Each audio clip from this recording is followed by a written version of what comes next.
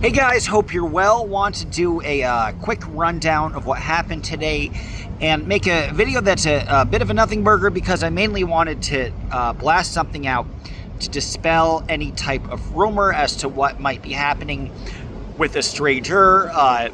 We don't know. We have no tangible information from any reliable source what that juror was leaning towards. If that juror said he feels that Diddy is guilty, if that juror said he feels Diddy is definitely not guilty, if that juror simply has no idea and just didn't follow instructions apparently, and the judge hasn't ruled upon that either. So I wanted to dispel that. But that's essentially all that happened today, is that juror number 25, a potential juror, was found by another juror gave the judge a note, was found to not have been properly following instructions. There has been no ruling as to whether that juror is dismissed, whether that juror is not. If that juror is dismissed and they're already gone into deliberation, guess what? They're going into retrial, which might sort of indicate that Diddy's team feels they don't have much of a case and perhaps they could win it better with a retrial. Of course, Diddy's people is not doing any of the, are not making the complaints about the juror, but you never know how they could be thinking two steps ahead in that regard. I will say, the longer it looks like we don't have a verdict today as of 3:30 p.m., the longer it takes to not get a verdict, the more likely it is Diddy will be let off completely. So that's certainly an analysis that some people have. And there is a theory that was kind of my theory out loud, but it's only a theory, is that juror 25 was that 11 jurors wanted to say he was not guilty, and juror 25 feels that he is, and perhaps out of frustration and wanting to get home and wanting to end the case, one of the jurors or a bunch of the jurors either tattled on juror number 25 or made up in a charge or an accusation that juror 25 did not follow instructions. I will say, more often than not, the jury, if they notice some malfeasance or some minor thing of not paying proper attention to instructions, they'll usually let that go and not narc, especially if they feel that they're all about to go home. They won't throw an entire wrench in the deliberations by saying one jury member has not followed instructions. So it's an interesting development, but we don't know. It's also entirely possible it's the other way around, that the majority of jurors felt he should be guilty, and one juror was passionately for Diddy and felt he should be not guilty. Remember, in the OJ trial, there was that juror giving a nice little wink and a nice little like, hey, what's up signal, like I got you, to O.J. Simpson. Now, that didn't really have any consequence, but it sure could.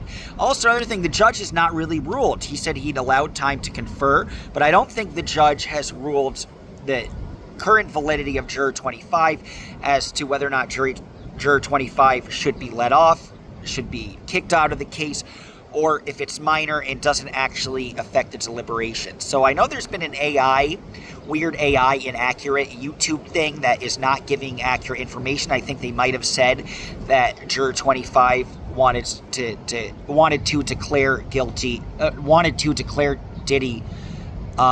guilty and the rest were not guilty. But there's a lot of supporters of Diddy that want to indicate that he has momentum, but a lot of that is just based on conjecture and not based on actual facts or based on any reporting from people who know ahead of time what's happening in the court. And as in the court, is there earlier, but there's not much to go to at this point. So ultimately, it's impossible to tell. The jury could also be deliberating for a long time because there's just a bunch of charges, right? There's not one charge, there's 5 in all, for example. So that could be part of it. But ultimately, in my prediction, is that it was tough to pin Diddy on a lot of this. They might get him for prostitution. He may very well get time served, but the more the time passes, the better it looks for Diddy. Could he get a retrial or mistrial? That's entirely possible. I'm thinking largely he'll get convicted of prostitution, but regrettably might get away with the other stuff. The trafficking is provable, though, because remember, the defense is trying to say there's no profit made, there's no real formal organization. Cassidy or the Jane Doe didn't belong to a formal organization. The prostitute certainly did. The escort certainly did. But at least they didn't belong to it. This was not for profit. Cassie and Jane Doe, it's not like they were physically kidnapped or they couldn't leave the room, although there were an instance where that was the situation. But in other instances, they were given the opportunity to not come back. They were given the opportunity to leave. But the defense says, well, it's sex trafficking because you're coercing somebody, you're instilling fear in somebody, and you're also threatening to take their living situation away. Remember, Diddy says, I'm responsible for the roof over your head. I'm responsible for your veneers. Even threatening to take away somebody's teeth, for example, could indicate coercion, fear, which would be sex trafficking. You're using that to get sex. That's trafficking in some regard. It's not the traditional type of trafficking, but it is an aspect of it. But I think the other stuff might be, the big defense by the argument is that this should be a domestic abuse case and he's guilty in domestic abuse, but if there's no domestic abuse, the guy's not guilty. There are a lot of stretches, but ultimately there's some pretty damning evidence as well. The prosecutors hit home the violations pretty forcefully and at the end, and the defense didn't call any witnesses, so that indicates they're feeling very comfortable about the situation, optimistic about the outcome. Now, my theory is that defense kind of saved the best for last. I mean, the prosecutors saved the best for last, and they fell into a trap. They set up a trap that the prosecutors walked right into after they put down all their witnesses and everything, and there wasn't much more they could do.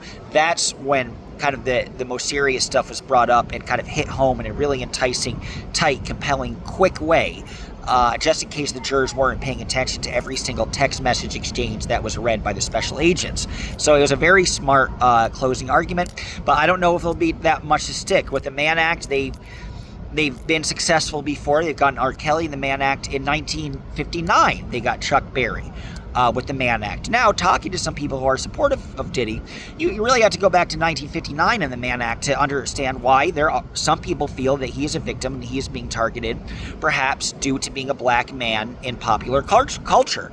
I don't think that's the case, but some people very understandably have that viewpoint. And you can go back to 1959 where there are all these black artists finally hitting the pop charts and really slowly taking over the music pop charts. In 1950 they might have had 10%, and by 1958, 1959 they probably had about 50% of the top 20 charts. So they were very domineering, and there's a series of events, some would say setups, that had a lot of these stars